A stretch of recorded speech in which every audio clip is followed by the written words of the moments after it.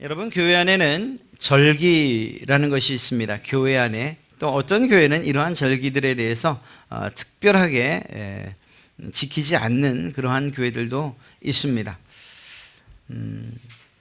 일면 이해가 가는 것이 이런 이유입니다. 부활절은 예수님이 부활한 날만 기념되어야 되는가? 이런 질문입니다. 추수감사절, 감사는 1년의 감사를 몰아서 그날만 감사해야 되는가 하는 이런 질문이죠.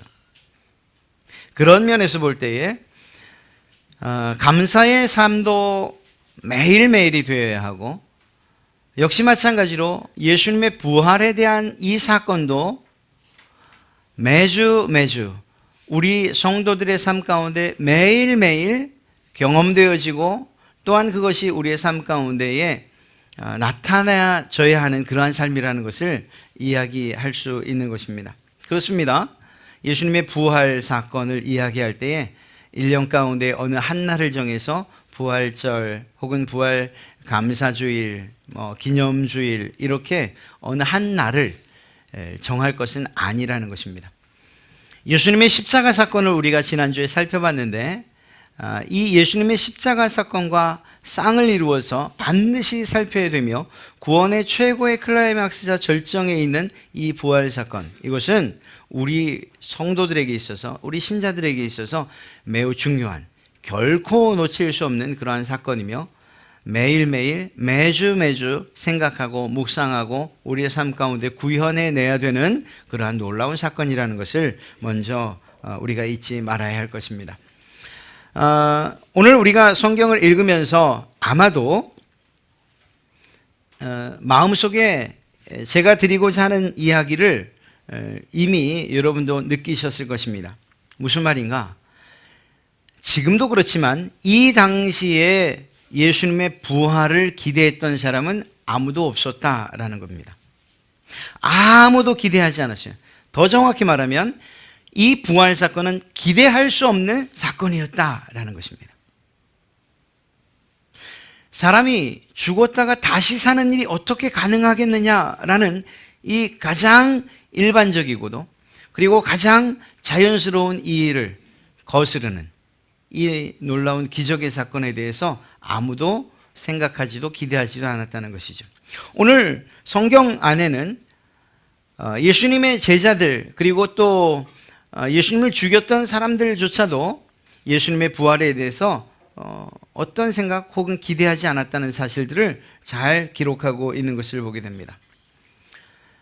예수님의 제자들이 각기 자기의 갈 길로 갑니다. 고향으로 돌아갑니다. 낙심한 채 돌아가고 있는 그러한 제자들에게 예수님이 나타나셨어요. 그렇죠. 그들이 고향으로 돌아가야 될 사람들입니까? 예수님의 부활에 대하여 확실히 믿었다면, 예수님이 부활하셨다는 사실에 대해서 분명한 사실로 믿었다면 그들이 고향으로 낙심하여 돌아가겠습니까? 그럴 수 없지요. 또 어떤 제자들은 생업을 위하여 삶의 현장으로 돌아가 그물을 던집니다. 어떤 제자들은 예수님의 죽으심 이후에 어떻게 해야 할지를 몰라서 두려움 가운데에 어느 한 곳에 모여 숨어 지내고 있었습니다. 오늘 성경에 기록된 여인들이 예수님의 무덤을 찾아갑니다. 그것이 오늘 기록된 내용이죠. 그런데 이 사람들이 부활하신 예수님을 만나기 위해서 갔던 것이 아닙니다. 똑같은 내용을 마가복음 16장 1절에도 기록하고 있는데 제가 읽어드리죠. 안식일이 지남에 막달라 마리아와 야고보의 어머니 마리아와 또 살로메가 가서 예수께 바르기 위하여 향품을 사다 두었다가, 돌아가신 예수님의 그 시신에 향품을 바르기 위해서 갔던 거예요. 예수님이 부활하셨을 거라고 기대하지 않았다는 것입니다. 이런 모습으로 이런 마음으로 있었기 때문에 부활하신 예수님을 만나는 그들의 반응, 그 사건을 접하는 그들의 반응은 충격과 놀라움 그 자체일 수밖에 없었던 것입니다. 사실 죽은 사람이 다시 살아난다는 이것은 지금 우리가 사는 이 시대에도 이해할 수 없고 역시 기대할 수 없는 그런 일 아니겠습니까? 그러나 이러한 인간으로서 다 당연한 반응을 일으키는 이 예수 그리스도의 부활 사건은 우리 기독교에 있어서 가장 중요한 사건이고 구속 역사의 정점에 있는 그러한 사건이라고 이야기할 수 있습니다. 예수님의 십자가 사건, 죽으심만 있고 만약 부활하시는 이 일이 없었다면 우리는 여전히 죄와 사망의 권세 아래서 절망 가운데에서 살아갔어야만 할 것입니다. 왜냐하면 예수님께서 사단의 가장 강력한 무기인 그 죽음 앞에 굴복한 그러한 모양이 되고 말았을 것이니 말입니다. 하나님의 구속 계획의 최고의 정점에 있는 이 예수 그리스도의 부활 사건, 구원의 완성이라고 말할 수 있고 십자가와 복음의 핵심이라고 말할 수 있는 예수 그리스도의 이 부활 사건을 살피면서 오늘 은혜를 나누고자 합니다. 첫 번째로 가장 많이 던져지는 질문이 무엇일까요? 예나 지금이나. 너무나도 믿기 어려운 일이기 때문에 많은 사람들이 이렇게 묻습니다.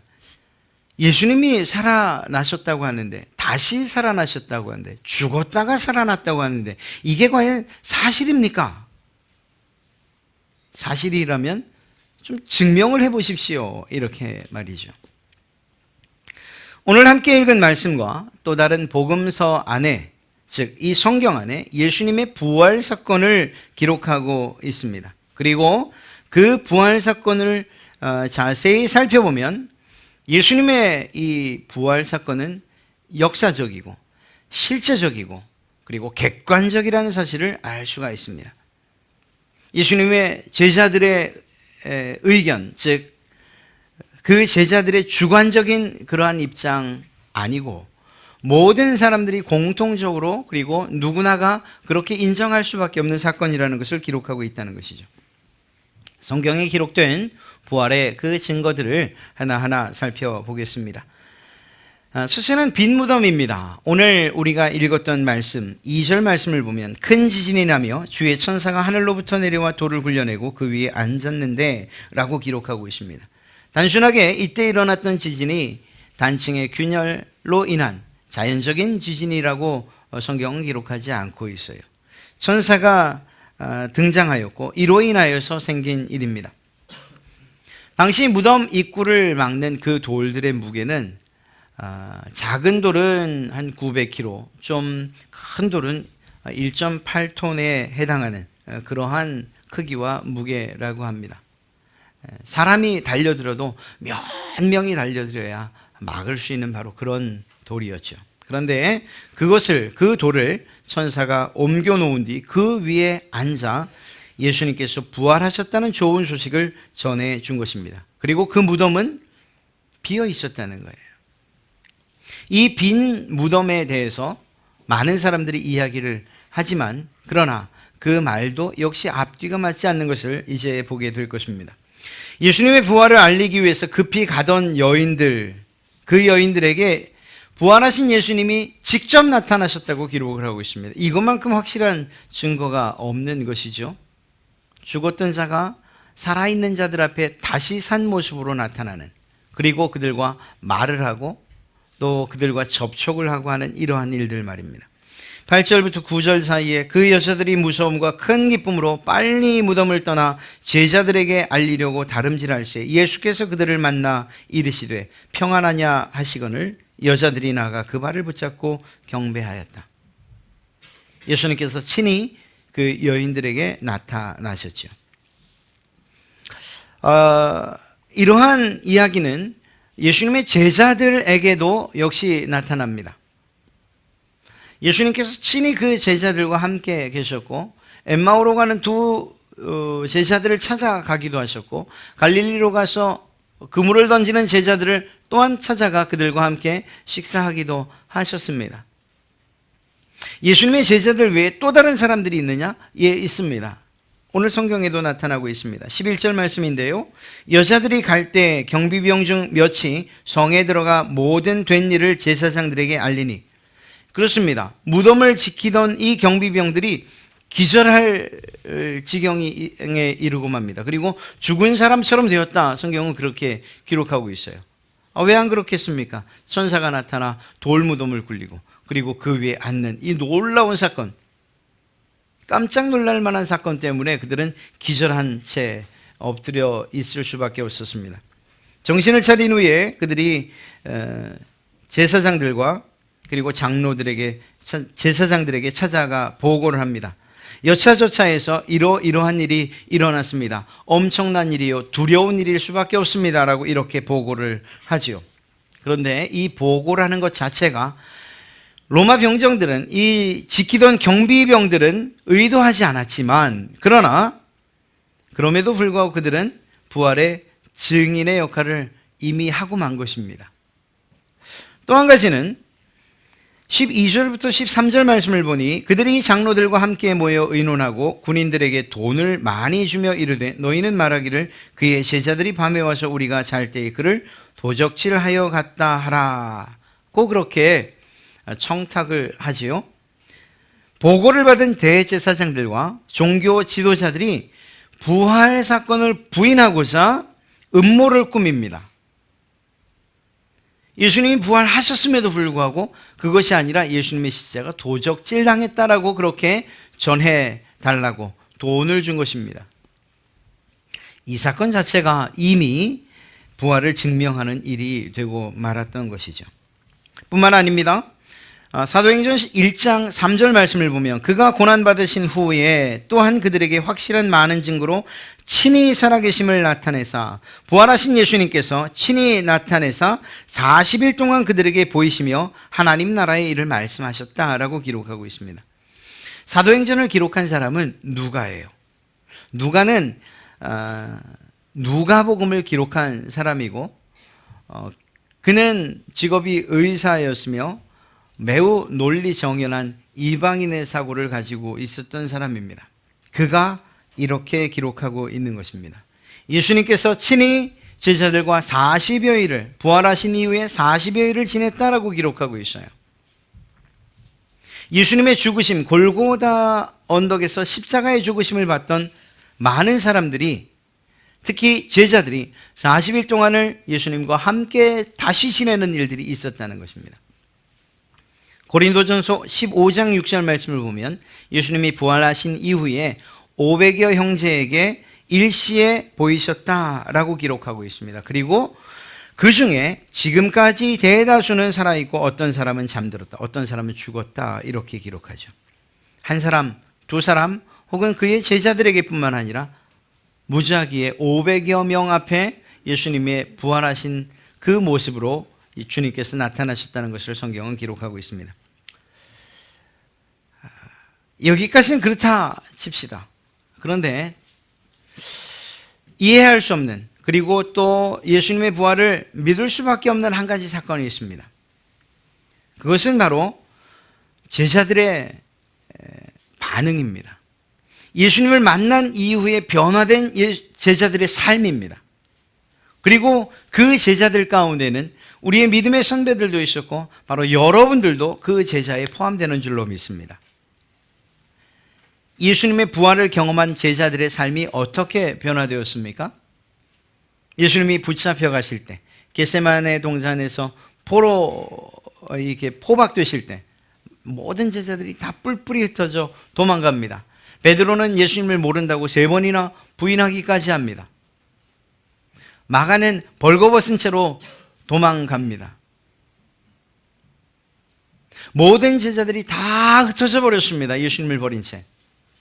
어찌 보면 배반이라 말할 수 있고 어찌 보면 비겁하다 말할 수 있을 것입니다. 그런데 그런 제자들이 부활하신 예수님을 만난 이후에 놀라운 변화를 경험합니다. 그리고 성경은, 그리고 또 그들에 관한 이야기는 우리들에게 부활의 그 주님이 꾸며낸 이야기가 아니라 사실이라는 것을 우리에게 분명하게 증명해 줍니다.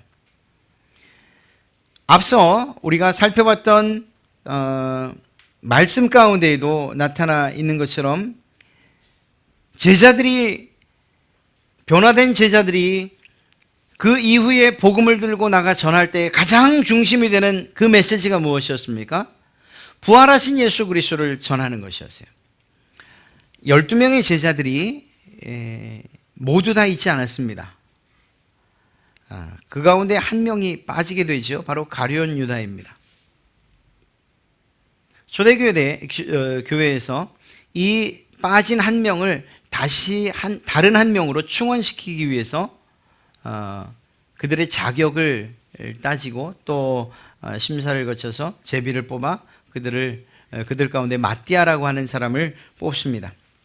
그리고 그 마띠아가 해야 될 일에 대해서 성경은 무엇이라고 말하는가? 예수 그리스도의 부활을 증언하는 자, 예수 그리스도의 부활을 전하는 그러한 사명이 그에게 있다라고 말합니다. 어디 마띠아에게만 있겠습니까? 모든 제자들에게 있는 것이죠. 그러니까 예수님의 부활을 증거하는 모든 제자들이 살았던 삶의 모습들, 그들이 죽음을 향해서 그리고 순교의 현장을 향해서 조금도 거침없이 나갔던 것, 예수 그리스도를 위해서 죽을 수 있었던 이 사실이 예수님의 부활을 증명하고 있다라는 것입니다. 어떤 고난도 또 어떤 정말 조롱도 그리고 심지어 죽음도 두려워하지 않은 채 부활의 복음을 증거했던 바로 그 사람들.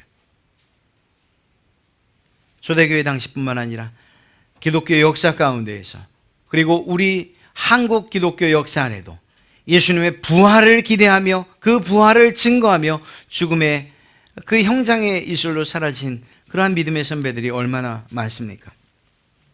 사랑하는 성도 여러분, 부활에 대한 우리 신자들의 태도는 이것이 합리적인가 과학적인가 하는 이러한 것을 기준으로 결정되는 것이 아닙니다.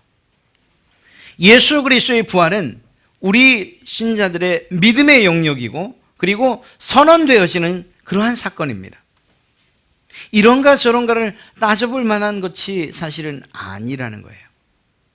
사실 예수님의 부활에 대해서 이런가 저런가 합리적인가 과학적인가를 따지기 시작한다면 이미 그는 창세기 1장 1절에서 걸려 넘어졌을 거예요. 하나님께서 천지를 창조하셨다는 이 사실에서 벌써는 큰 걸림돌을 안고서 예수님의 부활까지 왔을 것이라는 것입니다. 성경은, 우리 기독교는 믿음의 종교라는 사실을 우리는 분명히 알고 있습니다.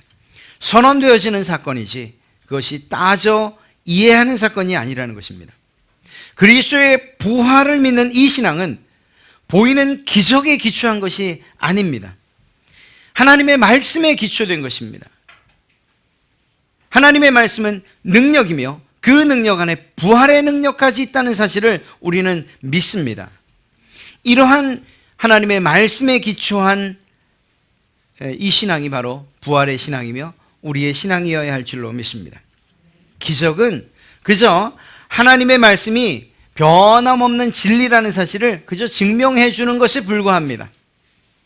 혹여 이 기적이 우리의 삶 가운데 나타나지 않거나 혹은 눈에 보이지 않는다 하더라도 여전히 하나님의 말씀은 영원 불변하며 그 말씀은 능력이라는 사실, 그것을 우리는 믿고 나아가는 것입니다. 그리스도의 부활, 이 부활을 나와 관계없는 단순한 역사적인 사실로 믿는 것은 그렇기 때문에 불가능한 것입니다. 나 예수님 믿습니다. 나 기독교인입니다. 라고 말하면서 그의 부활을 믿지 않는 일은 결코 있을 수 없다는 거예요. 바꿔 말하면 저는 예수님의 부활을 믿습니다.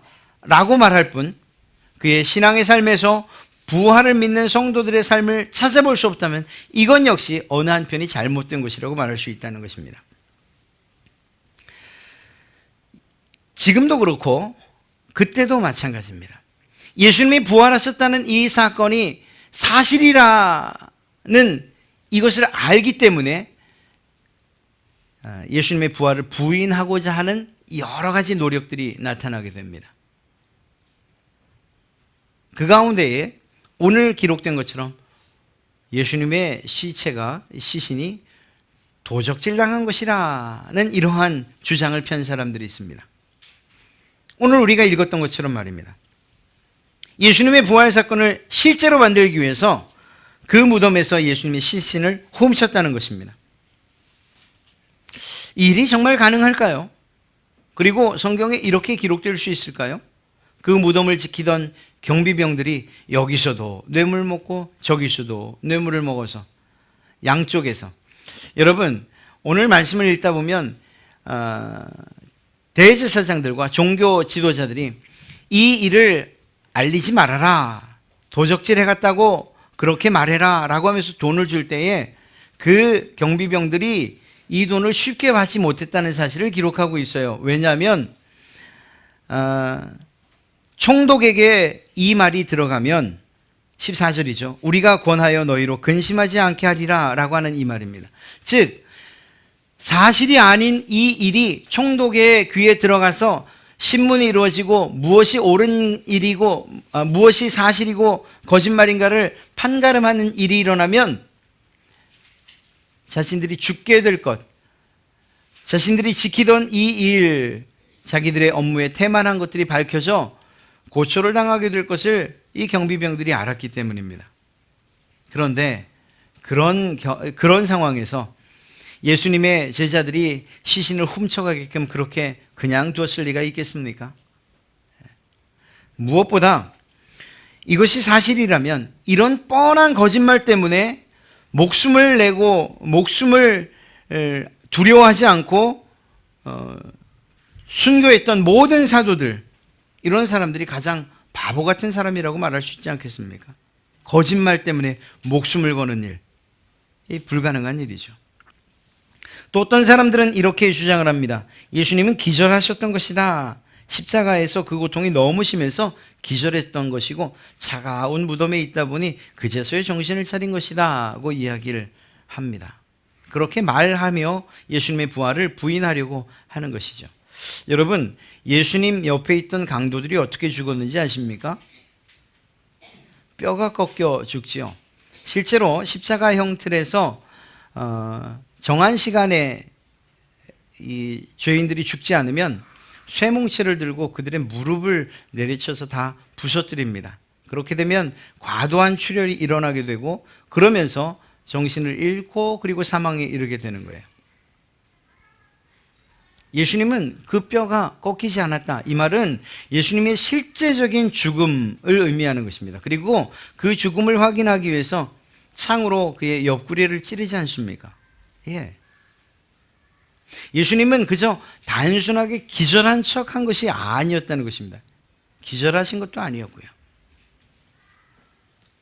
가현설도 있습니다. 좀 쉽게 얘기하면 환상설이라는 거예요.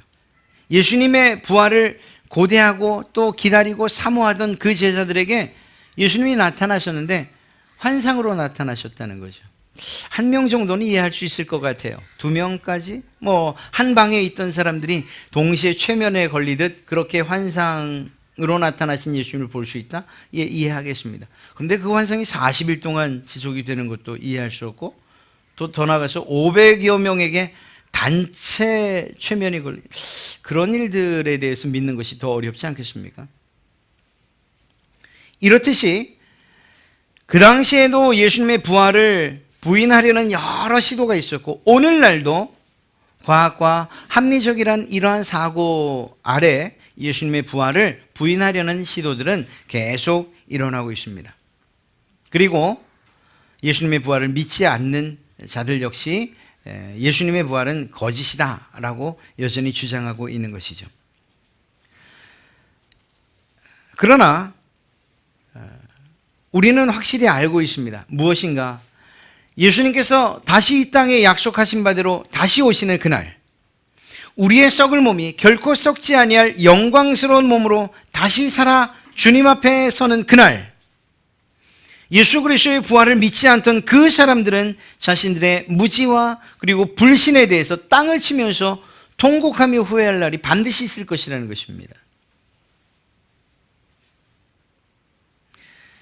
그러한 자리에 갔을 때, 그 최후의 심판 자리에 갔을 때에 여러분이 가지고 있는 부활에 대한 신앙과 그리고 그 믿음이 결코 흔들림이 없이 잘 유지되어서 여러분들에 대해서 두 팔 빌려 기다리시고 또한 영광에 동참케 하시는 그분의 부르심과 초청에 기쁨으로 나가시는 그러한 여러분 되시기를 주님의 이름으로 축복합니다. 그렇습니다.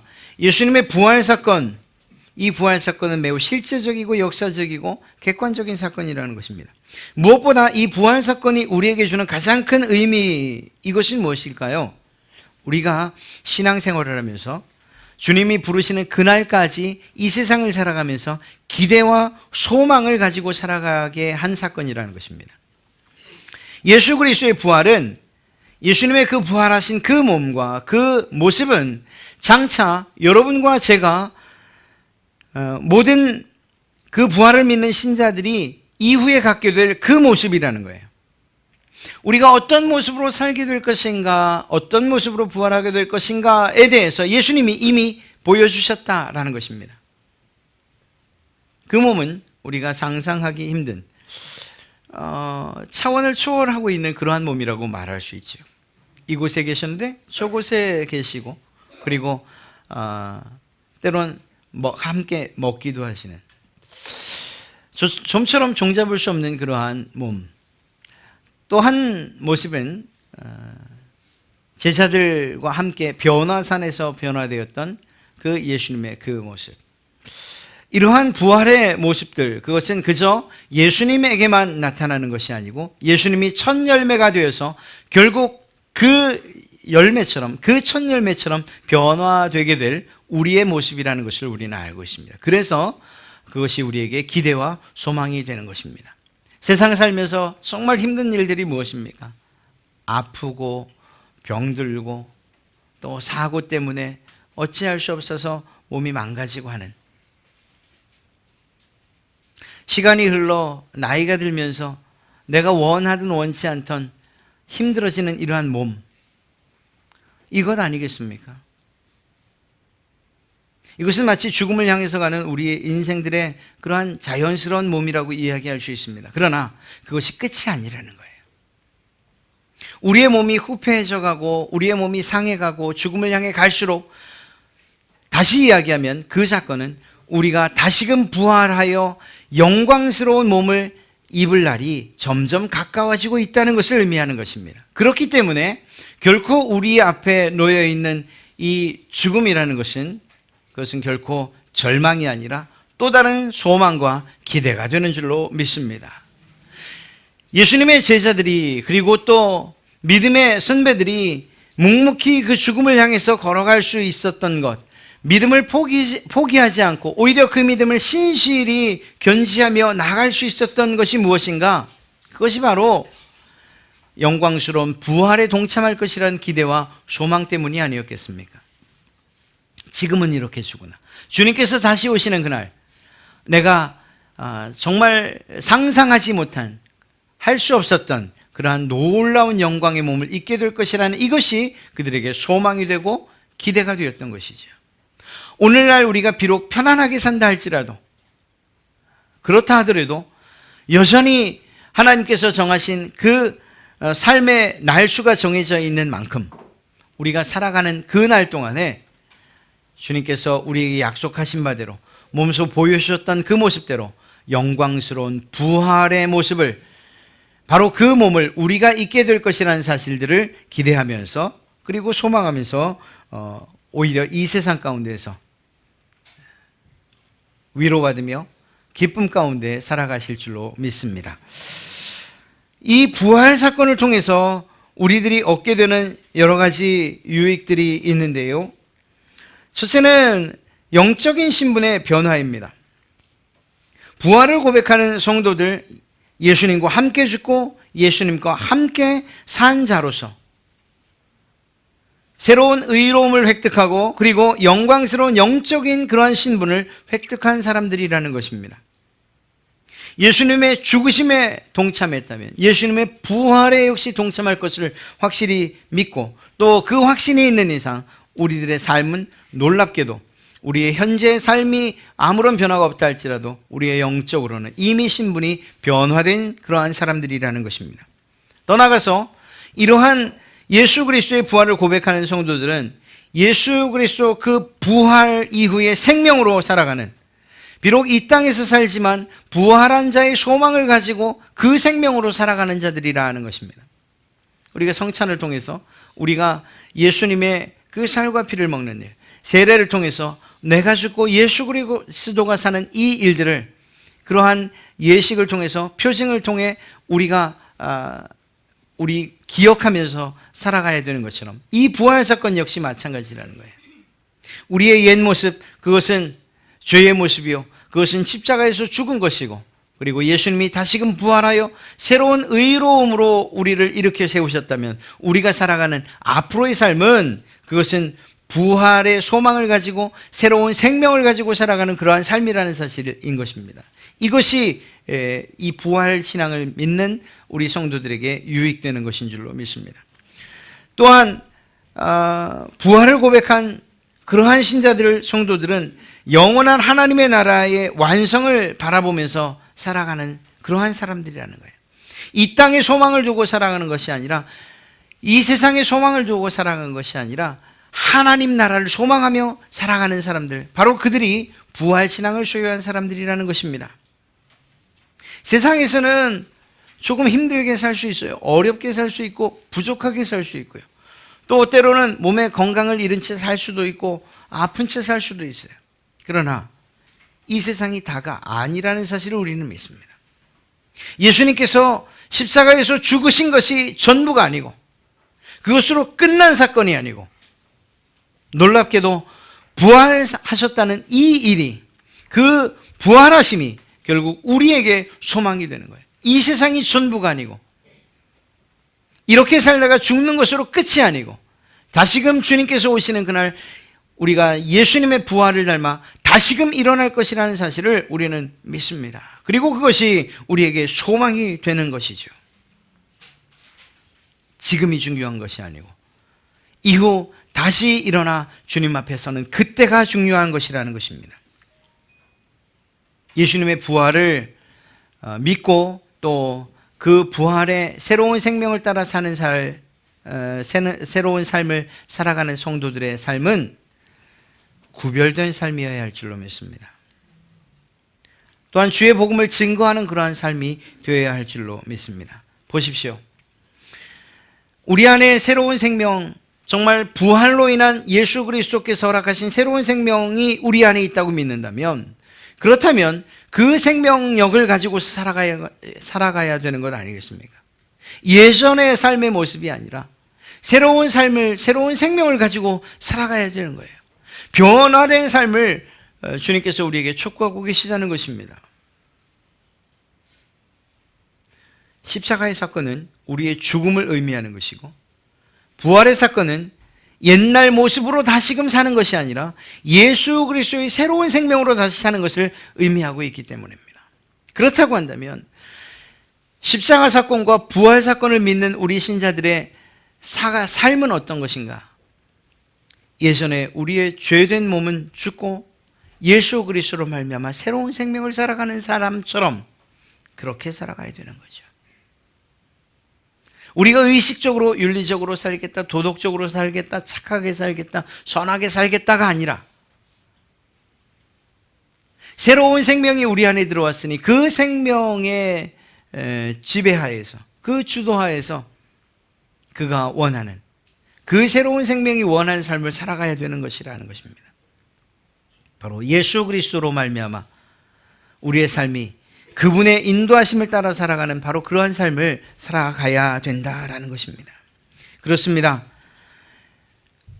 주님께서 기뻐하시는 그 삶이 바로 구별의 삶이고, 그리고 그 구별의 삶 가운데에서 그리스도인임을 드러내며 신자임을 드러내는 그러한 일들이 일어나게 될 줄로 믿습니다.